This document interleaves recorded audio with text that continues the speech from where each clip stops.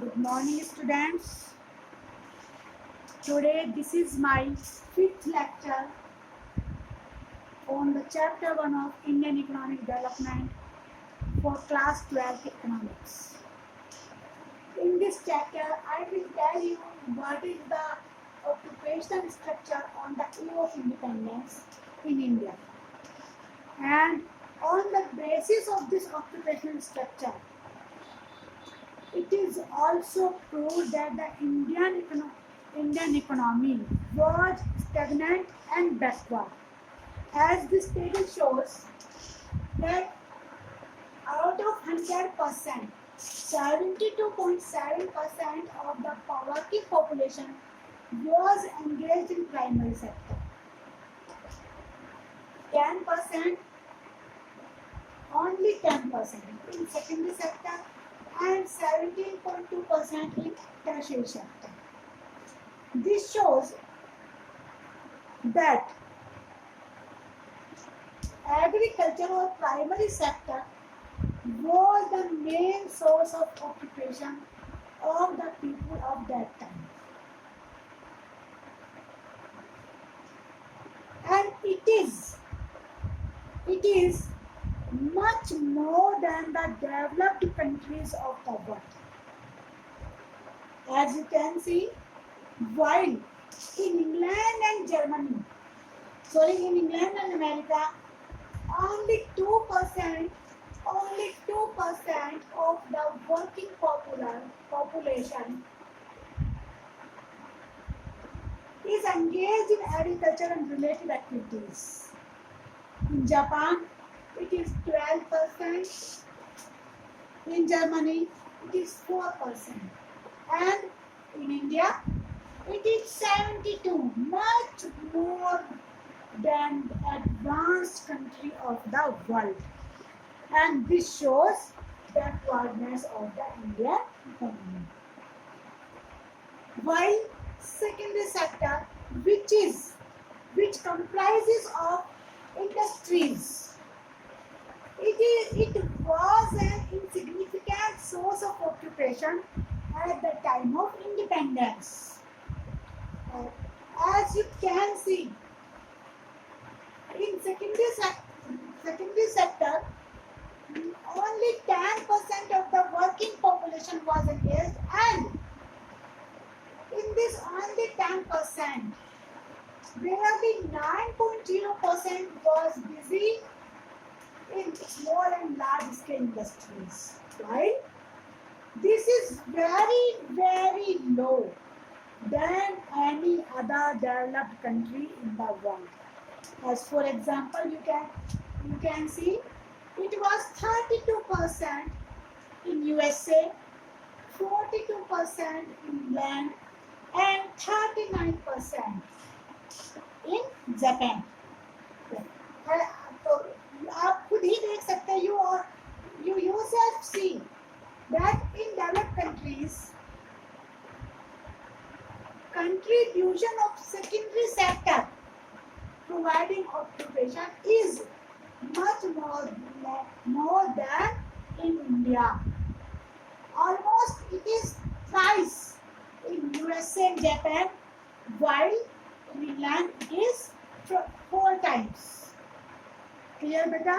So it also proves that how Indian economy was backward at the time of independence. And as you overall growth, you can see in primary sector 72.7%, in secondary sector 10.1%, in tertiary sector 17.2%. And this table shows that there was unbalanced growth of different sectors at the time of independence. What is said to be balanced growth? How can we say that the growth is balanced of all the sectors? Yes, when the share of economy, the share in economy of all the sectors are equal. Means when all the sectors of the economy are equally developed. then this is said balanced growth. But as you can see, primary sector was fully developed, secondary sector was its infancy age, and also the tertiary sector was not very significant.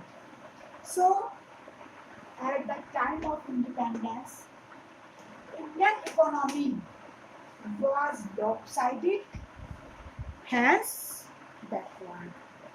I hope you understood it very well. Now I come to my another point, that is infrastructure. What was the condition of infrastructure at the time of independence?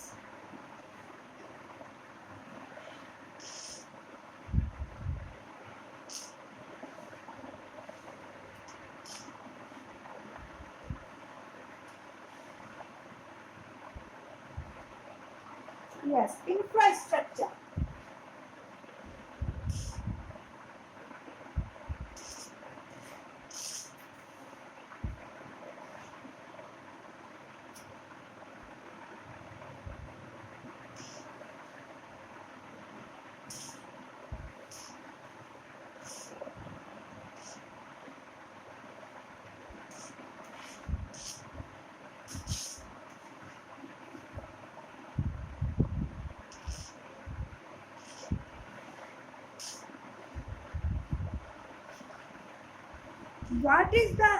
What do you say, or what do you know by infrastructure?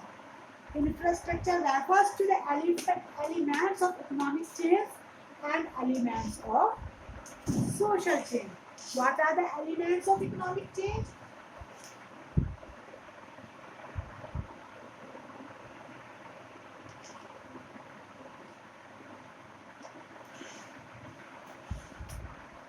Elements of economic change are means of transport, communication, banking. Okay, means of transport,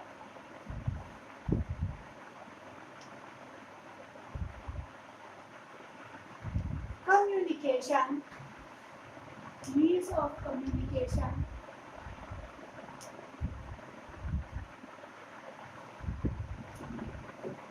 banking, and power, oblique energy. These are called elements of economic change. And elements of social change,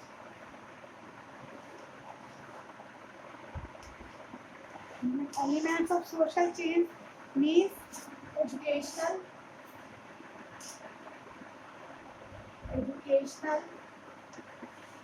and healthcare facilities.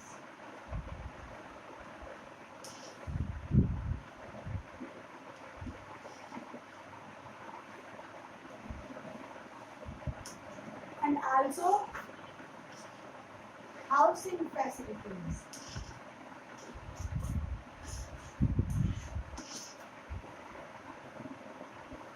These are called elements of social change.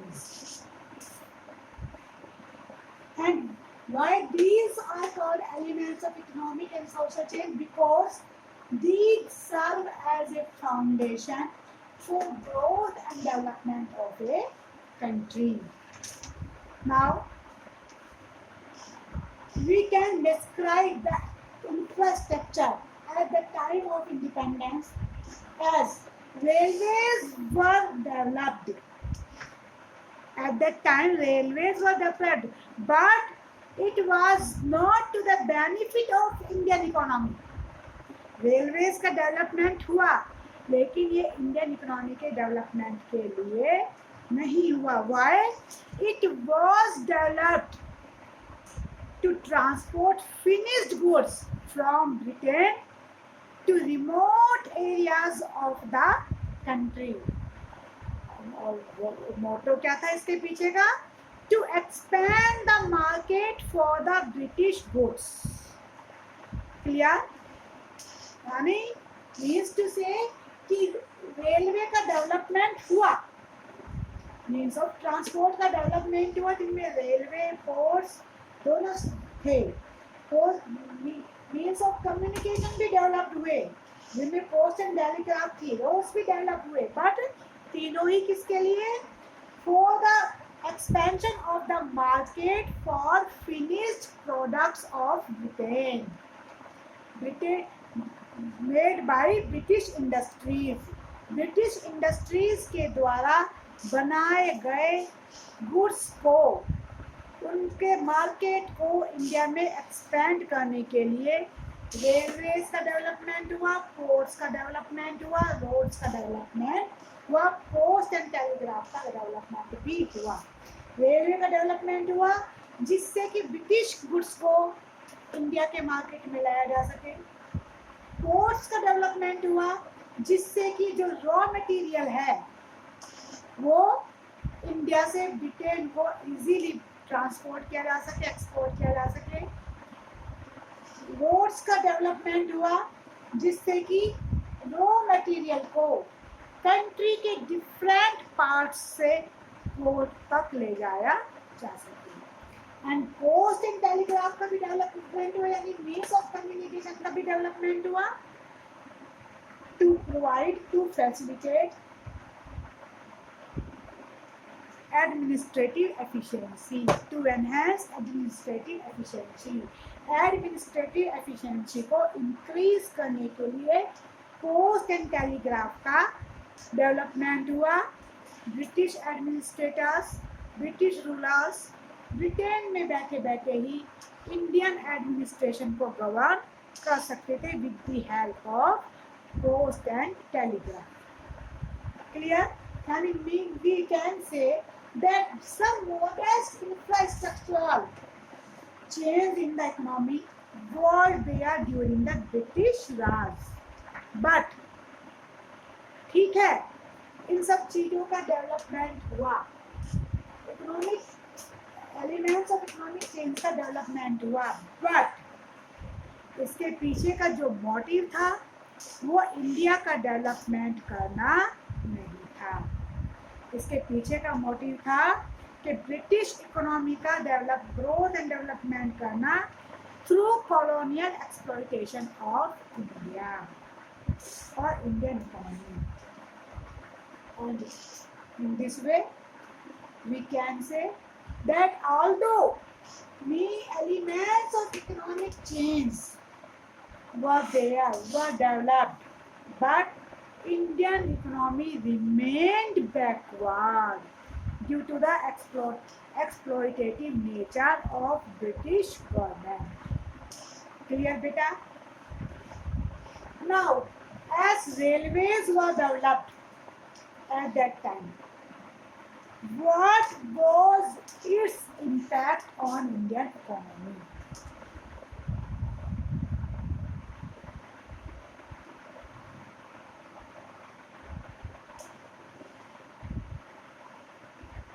Impact of railway.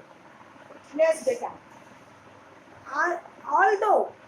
Although railway was developed to facilitate development of British economy by expanding market for British goods, but as every coin has two sides, so there was some positive impacts of railway on India and some negative effects of railway in India. So first of all, I will tell you about the positive impact. Positive impacts of railway in India. तो railway के positive effect क्या थे बेटा, उसमें सबसे पहले यदि हम बात करें तो first positive effect is that although railway facilitated expansion of the market for British goods, side by side it also facilitated expansion of the domestic market. Accordingly, export and import of the domestic of the country showed a significant rise. जहां एक और railway से British goods के लिए market का expansion हुआ, तो केवल ब्रिटिश गुड्स के लिए ही मार्केट का एक्सपेंशन नहीं हुआ बेटा, रेलवे के डेवलपमेंट से, रेलवे के डेवलपमेंट से डोमेस्टिक मार्केट का भी एक्सपेंशन हुआ, यानी मीन्स टू से डोमेस्टिक गुड्स के लिए भी मार्केट का एक्सपेंशन हो गया. Now domestic goods were also transported from one place to another place easily. So with the development of railway, India's export and imports significantly rise. First positive impact is this. Second one is railway facilitated commercialization of agriculture. Before the development of railway, Indian farmer saw agriculture as a means of subsistence. Railway के introduction से पहले Indian farmers agriculture को means of subsistence, means of livelihood के रूप में देखते थे, but now their outlook changed because due to expansion of railway. Now they can sell their surplus product in the market. It was easy for them to take their products from one place to another. So their outlook changed from subsistence to commercial. अब उनका देखने का नजरिया बदल गया. वो कृषि agriculture को केवल सोर्स ऑफ लिवलीहुड ना मानकर सोर्स ऑफ बिजनेस मानने लगे. Clear? This was the second good impact और positive impact. Third impact, railways enabled people to break the barriers of distance and undertake journeys to far places.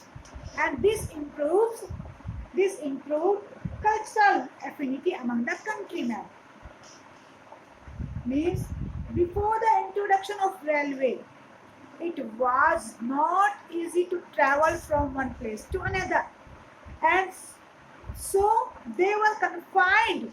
They were forced to remain at one place or to go only nearby places.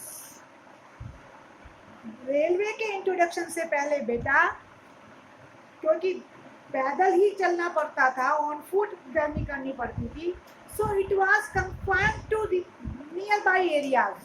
लेकिन as soon as the railway was introduced, railway was developed, it became easier to go remote areas and to mix with the culture, to adopt the culture of other countrymen, and this promoted cultural affinity. यानी लोग आपस में घुलने मिलने लगे, एक दूसरे के विचारों से प्रभावित होने लगे. वे अपनी छाप, अपने विचार औरों पर और औरों के विचार खुद से लेने, adopt करने लगे. This was the third benefit, and the fourth benefit was that faster movement of food grain across different parts of the country owing to railway become easier, and this control the spread of famines, because in the time of famines, in the time of calamity, in the time of droughts, food grains from one part of the country can easily transport it to the other part of the country which was suffering. So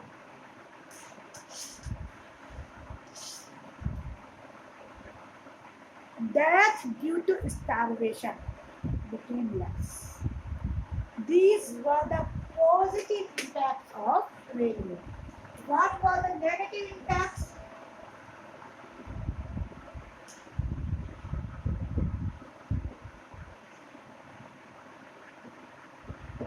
negative impacts.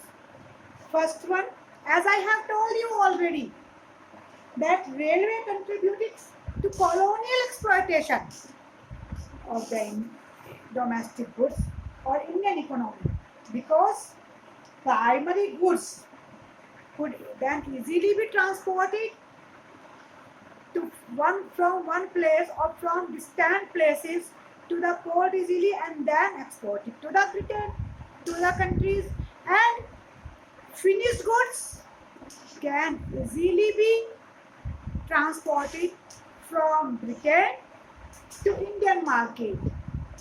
So this first and foremost negative impact is this, that railway contributed to the exploitation of Indian economy. Railway ने Indian economy के exploitation में अपना important contribution दिया. Clear? And as I have told you, that finished goods can be imported easily to the Indian economy, to distant part of country with the help of railway. And the third one, spread of railways led to the spread of domestic market for the British goods. Clear or not, बेटा? Positive impact क्या हुए कि केवल British goods के लिए ही market expand नहीं हुआ, आपकी डोमेस्टिक गुड्स के लिए भी मार्केट एक्सपेंड हो गया. दूसरी तरफ लोगों में कल्चरल एफिनिटी प्रमोट हुई. तीसरा, हंगर स्टारवेशन से डेथ कम हुई. फोर्थ, सब्सिस्टेंस फार्मिंग से कमर्शियल फार्मिंग की तरफ इंटरेस्ट हुआ, आउटलुक चेंज हुआ. These were the positive impact. Negative impact, primary goods can be exported easily to Britain, so lead to exploitation of Indian economy. Finished goods can be imported easily from Britain to India, so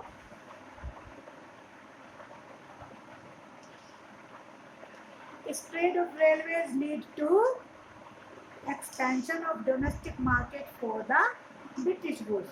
Now, the last topic, was there any positive impact of British rule in India?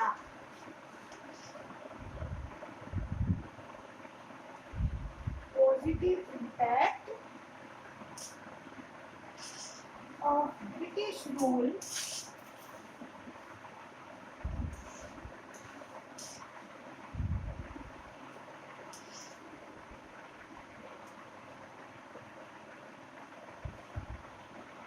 क्या India पर British rule का कोई positive impact भी हुआ? तो if यदि हम पूरे चैप्टर की एनालिसिस करें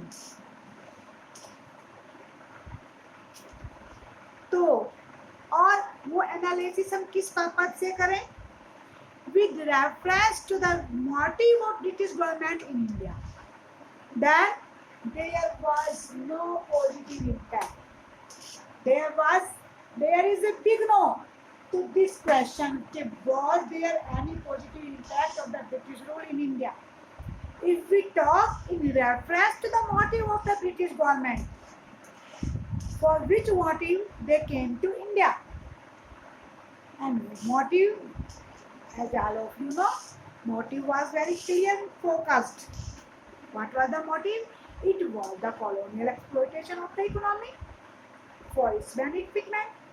अपने ब्रिटेन का एकमात्र first and foremost motive was colonial exploitation of Indian economy for the benefitment of British economy. British economy के लिए Indian economy का colonial exploitation करना. But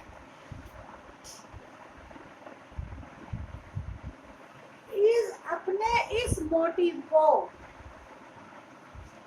प्राप्त करने के लिए, यील्ड करने के लिए, गेन करने के लिए, although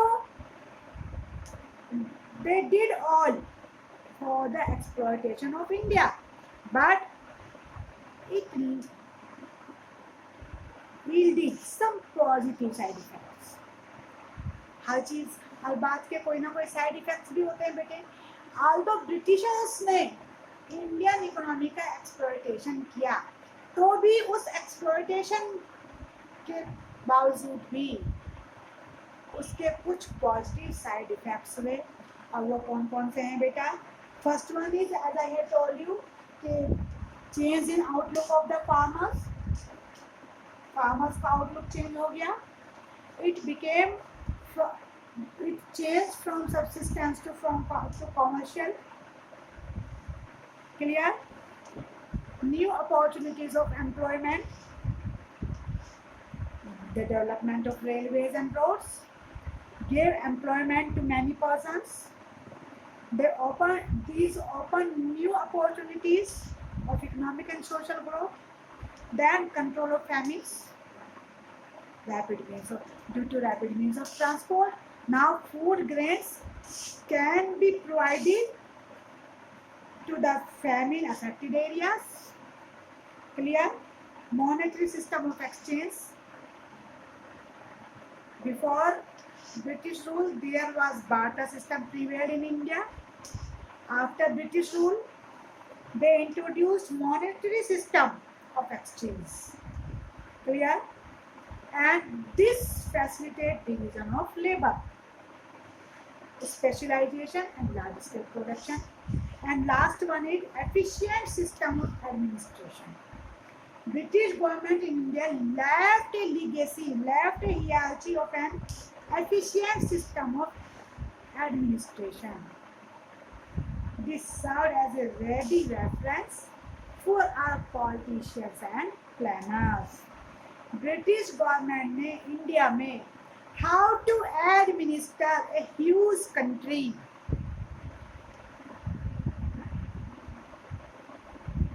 they teach us this, how to administer a huge country, and they left all when India got independence. This legacy served as a ready reference for our politicians and planners. Means our politicians and planners were well acquainted by this legacy, how to rule, how to administer a huge, a vast economy like India. I hope you would understand very well. And now study at home. Today this chapter has finished.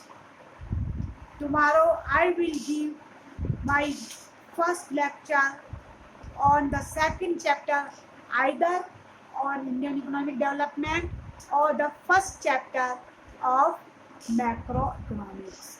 Till then, thank you. Have a nice day.